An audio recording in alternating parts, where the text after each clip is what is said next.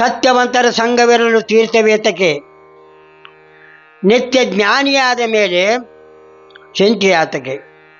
ಕನಕದಾಸರ ಪದ್ಯವನ್ನು ಹೇಳ್ಕೊಂಬಂದರು. ಅಪೋಳ ಏನು ಹೇಳಿದ್ರೆ, ಸಾರ ಸಜ್ಜನರ ಸಂಘ. ಸಾರ ಏನು ಸಾರ ಅಂದರೆ ಈ ಊಟ ಮಾಡುವ ಸಾರ ಅಲ್ಲ, ಅದರ ಮಹತ್ವ ತುಪ್ಪಿದ್ದಂಗ. ಸಾರ ಸಜ್ಜನರ ಸಂಘ ಲೇಸು ಕಂಡಯ್ಯ, ದೂರ ದುರ್ಜನರ ಸಂಘ. ದುರ್ಜನರಂದ್ರೆ ದುಷ್ಟರು, ಪಾಪಿಗಳು, ಮಾಡಬಾರ್ದು ಕೃತ್ಯಗಳನ್ನು ಮಾಡ್ತಕ್ಕಂಥವ್ರಿಗೆ ದುಷ್ಟರು ದುರ್ಜನರು ಅಂತಾರೆ. ಅದನ್ನು ಮಾಡಿದವ್ರು ದುಷ್ಟದಿಂದ ಏನಾಗುತ್ತೆ ಅಂದ್ರೆ ದುರ್ಗತಿಗೆ ಕಾರಣ ಆಗ್ಯಾರ. ಸಜ್ಜನ ಸಂಘ ಮಾಡಿದವರು ಸತ್ಯವಂತರ ಸಂಘ. ಸತ್ಯ ಸತ್ಯ ಅಂದ್ರೆ ಏನು? ಸತ್ಯ ಮಾತಾಡೋಲ್ಲ, ಸತ್ತು ಚೆತ್ತು ಆನಂದ ನಿತ್ಯ ಪರಿಪೂರ್ಣ ಪರಬ್ರಹ್ಮ ಸ್ವರೂಪವನ್ನು ಯಥಾರ್ಥವಾಗಿ ಗುರುಮುಖದಿಂದ ಅಭ್ಯಾಸ ಮಾಡಿ ಗುರುವಿನ ಮಕ್ಕಳಾಗಿ ಯಥಾರ್ಥ ನಮ್ಮ ಸ್ವರೂಪ ಜ್ಞಾನ ಮಾಡಿಕೊಂಡು ಉಪದೇಶ ಮಾಡ್ತಕ್ಕಂಥವ್ರಿಗೆ ಅವರಿಗೆ ಗುರುಗಳು ಅಂದಾರೆ. ಅದಕ್ಕೆ ನಿಜಗಳು ಹೇಳ್ತಾರೆ, ಪಾವನಾತ್ಮಕ ಶಂಭುಲಿಂಗ ತಾನಾದ ನಿಜ ಕೈವಲ್ಯ. ಯಥಾರ್ಥ ಸ್ವರೂಪ ಜ್ಞಾನ ಮಾಡಿಕೊಡ್ತಾರಲ್ಲ ಅಂಥ ಗುರುಗಳಿಗೇನ ಗುರುಗಳ ಕಡೆಯಿಂದ ಅನುಗ್ರಹ ತಗೊಂಡು ಯಥಾರ್ಥ ನಮ್ಮ ಸ್ವರೂಪ ಜ್ಞಾನ, ನಾ ಹೆಣ್ಣು ಅಲ್ಲ ಗಂಡು ಅಲ್ಲ ನಾಮಲ್ಲ ರೂಪ ಅಲ್ಲ ಚಿದಾನಂದ ರೂಪ ಶಿವೋಹಂ ಶಿವೋಹಂ ಅನ್ನುವಂಥ ಆ ಮಂತ್ರ ಯಾರು ತಿಳ್ಕೊಂಡಿರ್ತಾರೋ ಮನಗಂಡಿರ್ತಾರೋ ಅರ್ಗತ್ತು ಮಾಡ್ಕೊಂಡಿರ್ತಾರೋ ಅಂಥವ್ರ ಸಂಘ ಮಾಡಿನ ನಮ್ಮ ಸ್ವರೂಪ ಜ್ಞಾನ ಆಕತಿ. ಗುರುಗಳು ಭಾಳ ಮಂದಿ ಅದಾರ, ನಿಜಗೊಂಡು ಹೇಳ್ತಾರ. ನಿಷೇಧ ಗುರು, ಕಾಮ್ಯ ಗುರು, ಸೂಚಕ ಗುರು, ಕಾರಿಕ ಗುರು, ಪಾವನಾತ್ಮಕ ಶಂಭುಲಿಂಗ ತಾನದ ನಿಜ ಕೈವಲ್ಯ ಯಥಾರ್ಥ. ಹೆಣ್ಣಲ್ಲ ಗಂಡಲ್ಲ ನಾಮಲ್ಲ ರೂಪಲ್ಲ ಸತ್ಯವನ್ನು ತಿಳ್ಕೊಂಡು ಅಂಥವ್ರಿಗೆ ಸಚ್ಚಿದಾನಂದ ಪರಬ್ರಹ್ಮ ಸ್ವರೂಪ ತಾರ. ಅಂಥವ್ರಿಗೆ ಸದ್ಗುರು ಹೇಳ್ಕೊ. ನಮ್ಗೆ ಹೆಸರು ಹಾಕೋಲಕ್ಕೆ ಬರ್ತೈತಿ, ಶ್ರೋತ್ರಿ ಅಂತ ಹಾಕಲಕ್ಕೆ ಬರ್ತೈತಿ ಬ್ರಹ್ಮನಿಷ್ಠ. ಶ್ರೋತೃತ್ವ ಅಂದ್ರೆ ಏನಂತಂದ್ರೆ ಶಿಷ್ಯರಲ್ಲಿ ಬರ್ತಕ್ಕಂಥ ಸಂಶಯಾದಿಗಳನ್ನ ವಿಂಗಡಿಸಿ ಬೆಳೆಸಿ ತಿಳಿಸೋದಕ್ಕೆ ಶ್ರೋತೃತ್ವ. ಬ್ರಹ್ಮನಿಷ್ಠ ಅಂತಂದ್ರೆ ನಾವು ಕ್ಯಾವಿನ ಹಾಕಲಿ ಯಾವ ಡೇಸ್ ಹಾಕೊಂಡ್ರೆ ಸಹಿತ ಪರಬ್ರಹ್ಮ ಸ್ವರೂಪ ಚೈತನ್ಯ ಸ್ವರೂಪ ಅಂತ ತಿಳ್ಕೊಬೇಕು. ಹೆಣ್ಣು ಮಕ್ಕಳು ಗಂಡು ಮಕ್ಕಳಾಗಲಿ ಅದಕ್ಕೆ ಹೇಳ್ತಾರು, ಮಲೆ ಮುಡಿ ಬಂದರೆ ಹೆಣ್ಣು ಎಂಬರು, ಗಡ್ಡ ಮೀಸಿ ಬಂದರೆ ಗಂಡು ಎಂಬರು. ಒಳಗಿನ ಆತ್ಮ ಗಂಡು ಅಲ್ಲ ಹೆಣ್ಣು ಅಲ್ಲ, ಆತ್ಮ ಸ್ವರೂಪ ಮಾಡ್ಕೊಳ್ಳೋದು ಪರಬ್ರಹ್ಮ ಸ್ವರೂಪ. ಜ್ಞಾನಗಳು ಹೇಳ್ರಿ, ಜ್ಞಾನಗಳು ರಗಡದಾವ, ವ್ಯಾವಹಾರಿಕ ಜ್ಞಾನ ಅದಾವ. ಜ್ಞಾನ ರಗಡದಾವ್ಕರೆ ಯಥಾರ್ಥ ಸ್ವಲ್ಪ ಜ್ಞಾನ ಬೇಕಲ್ಲಿ. ಅಭೇದ ದರ್ಶನಂ ಜ್ಞಾನ ಅಂತೇಳಿ ಶಾಸ್ತ್ರ ಹೇಳ್ಕೊಂಬರ್ತೈತಿ.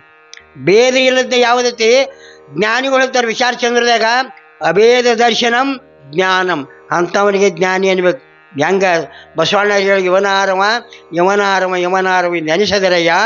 ಇವು ಎಲ್ಲರೂ ನಮ್ಮ ಪರಬ್ರಹ್ಮ ಸ್ವರೂಪ ಎಲ್ಲರೂ ಕೂಡಲ ಸಂಗಮ ಸ್ವರೂಪ ನೋಡಿದವ್ರ, ಬೇರೆ ಬೇರೆ ನೋಡಿಲ್ಲ. ಅದಕ್ಕೆ ಹೇಳ್ತಾನೆ ನಿಜಕೊಂಡು ಬೇರೆ ಬೇರೆ ಭವಿಷ್ಯ ಬ್ರಹ್ಮ ಜ್ಞಾನ ಮಂದಿರದವ್ರು ತೋರ್ದಯ ಸುಖ. ಎಲ್ಲಿ ಹೋದ್ರೂ ಸುಖ ಸಿಗಂಗಿಲ್ಲ. ಕಾಶಿ ರಾಮೇಶ್ವರ ಶಿರ್ಸಲ ಬೇಕಾದಲ್ಲಿ ಹೋದ್ರೆ ಸಹಿತ ಕೆಲಸ ಆಗಂಗಿಲ್ಲ. ಅದಕ್ಕೆ ಇಲ್ಲಿ ಮಹಾತ್ಮರಿಗೆ ಹೇಳ್ತಾರಂದ್ರೆ ಎರಡು, ಒಂದು ಹಿಡಿ ಒಂದು ಬಡು. ಸಜ್ಜನ ಸಂಘ ಮಹಾತ್ಮರ ಸಂಘ. ಸಜ್ಜನ ಸಂಘ ಹೆಂಗಿರ್ತೈತಪ್ಪ ಅಂತಂದ್ರೆ ಜೇನು ಹುಟ್ಟು ನೋಡಿ ಜೇನು ತುಪ್ಪ. ಜೇನು ಏನು ಮಾಡ್ತೇವೆ, ಜೇನು ಹುಳುಗಳು ನಾನಾ ಥರದ ಹೂವಿನ ಮಕರಂದವನ್ನು ರಸವನ್ನು ಸಾರವನ್ನು ಹೀರ್ಕೊಂಡ್ಬರ್ತಾವ. ಸಾರವನ್ನು ಹೀರ್ಕೊಂಡು ಬಂದು ತುಪ್ಪ ಸಂಗ್ರಹ ಮಾಡ್ತಾವೆ. ತುಪ್ಪ ಮನುಷ್ಯರಿಗೆ ಬರಂಗಿಲ್ಲ, ಮನೆಯಲ್ಲಿ ಶೃಂಗಾರ ಕಟ್ಟಿರ್ತಾವೆ, ಅಲ್ಲಿ ತಂದು ತುಪ್ಪ ಇಡ್ತಾವ. ತುಪ್ಪ ಇಟ್ಕೊಂಡು ಏನು ಮಾಡ್ತಾವ ನಮ್ಗೆಲ್ಲರಿಗೆ ಕೊಟ್ಟವ. ಅದಕ್ಕೆ ಸಾರ ಸಜ್ಜನ ಸಂಘ ಲೇಸು ಕಂಡಯ್ಯ, ದೂರ ದುರ್ಜನ ಸಂಘ. ಆ ಜೇನು ತುಪ್ಪಿನಂಗೆ ಸಂಘ ದೇವ ತುಪ್ಪಿನಂಗೆ ಹುಟ್ಟಿರ್ತೈತಿ. ಹುಟ್ಟು ಎದರದ ಕಡುಜೂರಿಗೆ ಹುಟ್ಟ, ಕಡುಜೂರಿಗೆ ಹುಟ್ಟು ಕೊಟ್ಟಿರ್ಬೇಕಲ್ಲ ರೈತರು ನಿಮಗೆ ಗುಡಿಸದ ಗೆದ್ದವ್ರಿಗೆ. ಅದು ಹುಟ್ಟ ಇರ್ತೈತಿ, ಜೇನು ಹುಟ್ಟು ಇರ್ತೈತಿ.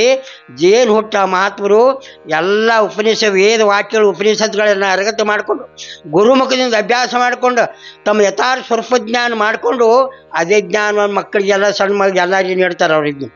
ಅದಕ್ಕೆ ಅಜ್ಞಾನಿಯಲ್ಲ ಜೀವನೇ ನೀ ಸುಜ್ಞಾನಿ ಎಂದು ನುಡಿವರೆ, ಚೈತನ್ಯ ಸ್ವರೂಪದೀನಿ ಪರಬ್ರಹ್ಮ ಸ್ವರೂಪದಿ ಬಿಟ್ಕೊಟ್ಟನ ಅಜ್ಞಾನಿಗತಿ ಅಜ್ಞಾನಿಗಳ ಸಂಘ ಮಾಡಿಕೊಂಡು ಏನೇನು ತಿಳ್ಕೊಡ್ತೀವಿ ಅಂತಾರೆ ನೀವು.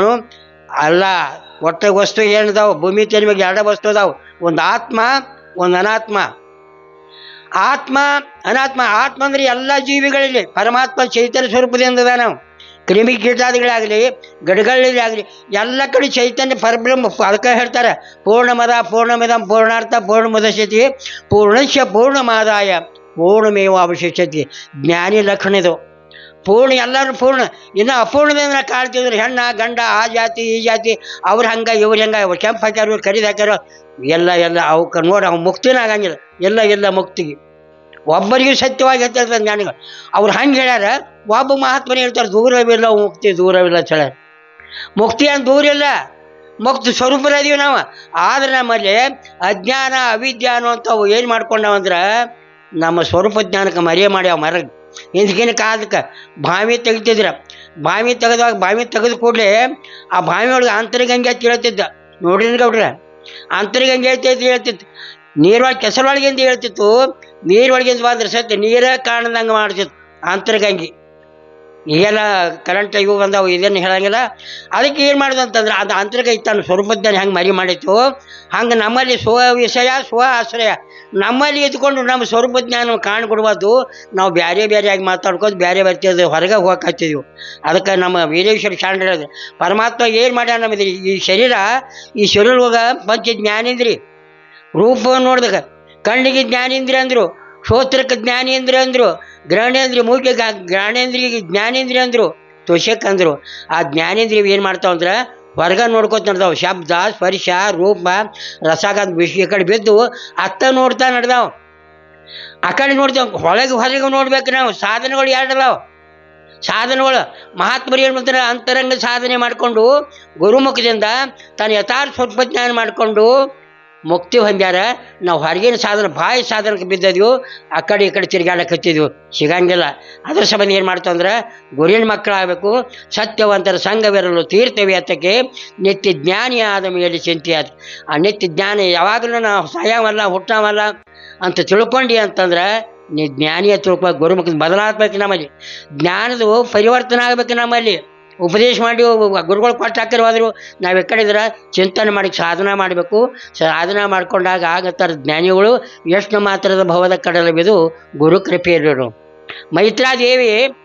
ಮೈತ್ರಾದೇವಿ ಏನಂದ, ಯಾಜ್ಞವಲ್ಕರು ಬಂಗಾರ ಕೊಂಬಾಡಿಸಿ ತಂದಿದ್ದು, ಜನಕ ಮಹಾರಾಜರು ಕೊಂಬಾಡಿಸಿ ಗೆದ್ದು ತಂದಿದ್ದ. ಯಾರು ಬ್ರಹ್ಮಜ್ಞಾನ ಇದ್ರಿ ಅವ್ರಿಗೆ 1008 ಆಕಳುಗಳೆಲ್ಲ ಹೊಡ್ಕೊಂಡು ಹೋಗ್ರಿ ಅಂದ್ಬಿಟ್ರು. ಮಾತಾಡಂಗಿಲ್ಲ, ನಾ ಜ್ಞಾನಿ ಅಂತ ಹೇಳಂಗಿಲ್ಲ, ನಾ ಬ್ರಹ್ಮಜ್ಞಾನಿ ಅಂತ ಏನು ಹೇಳಂಗಿಲ್ಲ, ಸುಮ್ಮ ಹೊಡ್ಕೊಂಡು ಹೋಗೋದ ಅಂದ ಕೂಡಲೇ ಯಾಜ್ಞವಲ್ಕ ಏನು ಮಾಡ್ರು, ಆಕಳುಗಳೆಲ್ಲ ಹೊಡ್ಕೊಂಡು ಹುಡುಗರಿಗೆ ಹೆಚ್ಚು ಆಕಳುಗಳೆಲ್ಲ ಆಸ್ಥಾನಕ್ಕೆ ಹೋದ್ರು ಸಹಿತ ಹೋದ ಬಳಕ ತಮ್ಮ ಬಂದೇವ್ ಶಿವಾಸಿ ಮ್ಯಾಗ ಕೂತ್ರು. ಇಬ್ಬರು ಹೆಂಡ್ರ ಕರೆದ್ರು, ಕಾತ್ಯಾಯಿನಿ ಮೈತ್ರಾದೇವಿ.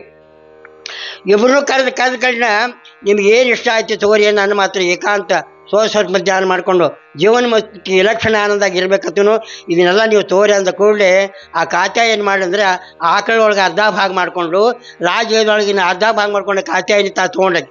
ಆಗ ಭೋಗ ವಸ್ತು ಹಾಕಿ ಭೋಗಗಳನ್ನ ಬಯಸಳ.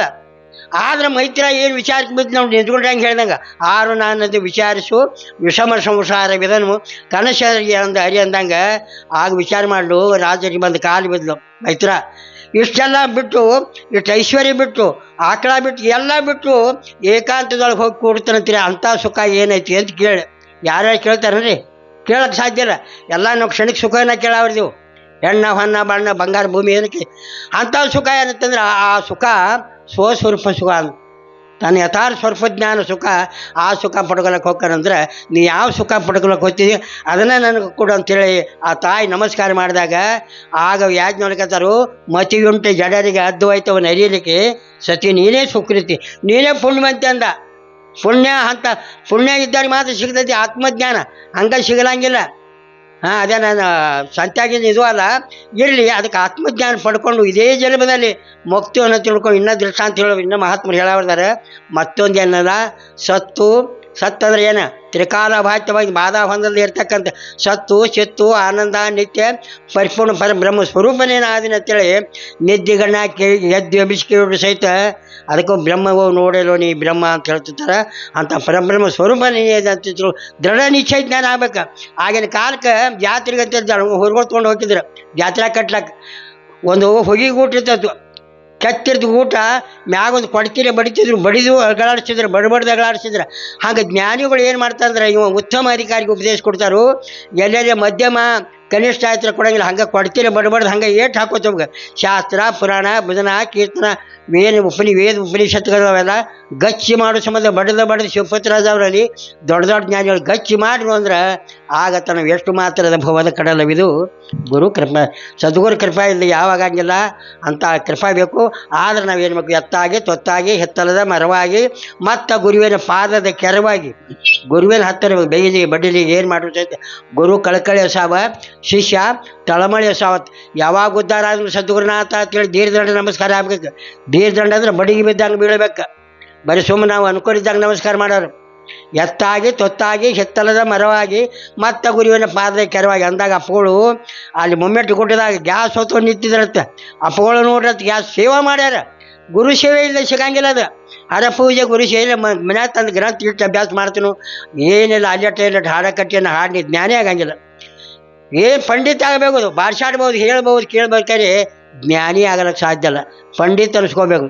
ವಿಚಾರಿಸೋದು ವಿಜಿಗೀಶ್ ಪಂಡಿತ ಅಂತ ಹೇಳ್ತಾರೆ. ವಿಜಿಗೀಶ್ ಪಂಡಿತ ಅಂದ್ರೆ ನಾನು ದೊಡ್ಡವನ ಹಾಡಕ್ಷಣ ಹೇಳಕ್ಷಣ ಹಂಗೆ ನಾನೇ ಬಂದು ಮೂಡ್ತು ಅಂದ್ರೆ ಅವು ವಿಜಿಗೀಶ್ ಪಂಡಿತ ಅಂದರು. ಅದಕ್ಕೆ ಜ್ಞಾನಿಗಳು ಹೇಳ್ತಾರೆ ಪುರಂದ ಇವರು ಮಾಲಿಂಗರವರು ತತ್ವ ತಿಳಿದಾಸ ಸತ್ತಂತ ಇರುವನು, ತತ್ವ ತಿಳಿದೇ ನಮ್ಮ ಆತನಿಗೆ ಮೂರ್ಖನು ಅರವಿನೋಳು ಇರುವನು ಅರಿತ ಸಮ್ಯ ಜ್ಞಾನಿ ಅರಿಯದ ಅಂದಕ ಮೂಕ ಬದಿರನಂತಿರುವನು ಮೌನದೊಳಗೆ ಇರುವೆ ಅಂದರು ಗುರುದೇವ. ಲಾಸ್ಟ್ ಹೇಳ್ತಾರೆ ಜ್ಞಾನದಾಗ ಬೆಳಗ್ಗೆತ್ತಲು ಮೌನ ಸತ್ತು ಶತ್ತು ಆನಂದ ಅನಿತ್ಯ ಪರಿಪೂರ್ಣ ಪರಬ್ರಹ್ಮ ಸ್ವರೂಪ ಅಂದರೆ ಎಲ್ಲ ಜಗತ್ತೊಳಗೆ ಪರಬ್ರಹ್ಮ ಸ್ವರೂಪನೇ ಕಾಣ್ತಾರೆ ಜ್ಞಾನಿಗಳು. ಏನು ಕೇಳಾಗಿಲ್ಲ. ಇನ್ನೂ ನಾವು ಬೇರೆ ಇವೆಲ್ಲ ರಾಗದ ವಿಷಯದಿಂದ ಬೇರೆ ಕಾಣ್ತೀವಿ ಅಂದರೆ ನಾವು ಇನ್ನೂ ಜ್ಞಾನಿಗಳಾಗಿಲ್ಲ ತಿಳ್ಕೊಬೇಕು. ಮತ್ತೇನಿಲ್ಲ, ಕ್ಯಾಮೆ ಹಾಕೊಂಡು ಬಿಳಿ ಬಟ್ಟೆ ಹಾಕು, ಪ್ಯಾಂಟ್ ಹಾಕು, ಶರ್ಟ್ ಹಾಕು, ಏನು ಸುಡುಗಾಡ ಹಾಕೋ ಅದಕ್ಕೆ ಜ್ಞಾನಿ ಆಗಂಗಿಲ್ಲ. ಜ್ಞಾನಿ ಆದಂದ್ರೆ ಅವ ಏಕಾಂತ ಇದ್ದು ಸತ್ತಂಗಿರ್ತದೆ, ಜಗತ್ತಿನಾಗ ಇದ್ದು ಇದ್ದಂಗೆ ಜಗತ್ತನೇ ಇಲ್ಲ. ಒಬ್ಬ ಬಂದು ಕೇಳಿದ ಸಿದ್ಧಾಡು ಕುಂತಿದ್ರತ್ತ ಕೈಲಾಸ ಮಂಟಪದ ಬಂದು ಕೇಳುತ್ತೆ ಯಾರಪ್ಪ ನೀವು ಅಂದ್ರತ್ತ, ಎಲ್ರಿ ನೀವು ಬ್ರಹ್ಮಜ್ಞಾನ ಉಪದೇಶ ಮಾಡ್ತೀನಿ ಅಂದ್ರೆ ಕೇಳಿದವ್ರಿಗೆ ಮಾಡ್ತೀನಿ ಬಂದು ಈ ಜಗತ್ತು ಹೆಂಗೆ ಹೊಡಿತಂದತ್ತು. ಜಗತ್ತು ಹೆಂಗೆ ಹೊಡಿತಂದ್ರೆ ನಗಲಕ್ಕೆ ಹತ್ತಿರ ಸಿದ್ಧಾಡು ಅಪ್ಪಗಳು. ಜಗತ್ತು ಹೆಂಗೆ ಹೊಡಿತದ ಕೇಳ್ತದೆ, ಜಗತ್ತು ಹೆಂಗೆ ಹೊಡಿತಂದ್ರೆ ನಗಲಕ್ಕೆ ಹತ್ತಿರ ಸಿದ್ಧಾಡು ಹೇಳ್ತಾರೆ ಹೇಳಕ್ಕೆ ಬಿಡು ನಗತಿ ಯಾಕ ಅಂದತ್ತ. ಅಲ್ಲೂ ಏನು ಹುಚ್ಚದೀನಿ ಅದು ಅನಿರ್ವಚನೆ ಐತಿದು. ಈ ಜಗತ್ತು ಹುಟ್ಟೇ ಇಲ್ಲ, ಜಗತ್ತು ಕಣ್ಣಿಗೆ ಕಾಣ್ತೈತಿ. ವಿಚಾರ ಮಾಡಿದ್ರೆ ಜಗತ್ತಿಗೆಲ್ಲ ಇವೆಲ್ಲ ಇವನ್ನ ಬಿಲ್ಡಿಂಗ್ಗಳದಾವು, ಇವೆಲ್ಲ ಇದು ನೋಡಿ ಈಗ ಮ್ಯಾಗ ಪೆಂಡಾಲ್ ಹಾಕಿದೀವಿ, ಇವೆಲ್ಲ ಎಳೆಗಳಿಗೆ ನೂಲೆಲ್ಲ ತೆಗೆದು ಒಗದೀವಿ ಅಂದ್ರೆ ಪೆಂಡಾಲ ಇಲ್ಲ, ಕಲ್ಲ ಮಣ್ಣ ತೆಗೆದೇನು ಮಠಾನ ಇಲ್ಲ, ಆಶ್ರಮ ಇಲ್ಲ, ಮನೇನೂ ಇಲ್ಲ. ಕರಿ ಅಷ್ಟು ಆಳವಾಗಿ ಅಭ್ಯಾಸ ಮಾಡಿಕೊಂಡಾಗ ಆ ಪರಬ್ರಹ್ಮ ತಿಳಿತೈತಿ. ಇನ್ನು ನಾವು ಬೇರೆ ಚಂದ ರೂಪ ಮ್ಯಾಗಿಂದ ನೋಡಕತ್ತೀವಿ ಅಂದ್ರೆ ಎಲ್ಲೋ ಮುಕ್ತಿ ಒಬ್ಬರಿಗೂ ಸತ್ಯವಾಗಿ ಮುಕ್ತರ ಇದ್ದರೂ ಸಹಿತ ಆ ಸತ್ಯವಾಗಿ ಸೇಲಕ್ಕೆ ಸಾಧ್ಯ ಇಲ್ಲ. ಎಲ್ಲಿವರೆಗೆ ಅದು ಶಾಶ್ವತ ನಿಂದಿರ್ತೈತೆ. ಅರಿವಿನವಳು ಇರುವನು ಅರಿತ ಸಮ್ಯ ಜ್ಞಾನಿ ಅರಿದ ಅಂದಕ ಮೂಕ ಬದಿರನಂತಿರುವನು. ಮೂಕ ಸಕ್ರೆ ತಿಂದಂಗೈತಿ, ರುಚಿ ಗೊತ್ತಾಕತ್ತೆ, ಹೇಳಕ್ಕೆ ಬಾಯಿಲ್ಲ. ಹಂಗೆ ಬ್ರಹ್ಮಜ್ಞಾನ ಹೇಳ್ಬೋದು, ಹೇಳಕ್ಕೆ ಬರ್ತೈತೆ. ಕರೆ ಆ ಬ್ರಹ್ಮಜ್ಞಾನ ಅನುಭವಿಸ್ಕೊಂಡು ಅದರ ತೃಪ್ತಿ ಹೊಂದಿದವ ಆ ಮೂಕನಾಗಿರ್ತಾನೋ. ಅದಕ್ಕೆ ಮಡಿವಾಳ ಜನ ಮೂಕನಾಗಬೇಕು, ಜಗದೊಳು ಜ್ವಾಕೆ ಆಗಿರ್ಬೇಕು ಅಂತ ಹೇಳ್ತಾರೆ.